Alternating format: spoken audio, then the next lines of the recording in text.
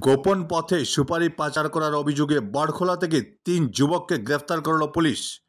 গত ১১ নভেম্বর বড়খোলা থেকে নোয়াগাঁও যাওয়ার পথে একটি বোলেরো পিকআপ ভর্তি সুপারি গাড়ি থেকে ধমক দিয়ে টাকা নিয়ে গাড়ি পাচার করে।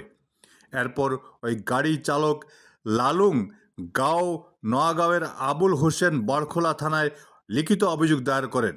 অভিযোগের ভিত্তিতে বড়খোলা থানার ওসি জোসেফ বি কেইভম অভিযান চালিয়ে পুটিছড়ার ফখরুল ইসলাম লস্কর, আব্দুল হামিদ তালুকদার, আজমল হোসেন লস্করকে গ্রেফতার করে।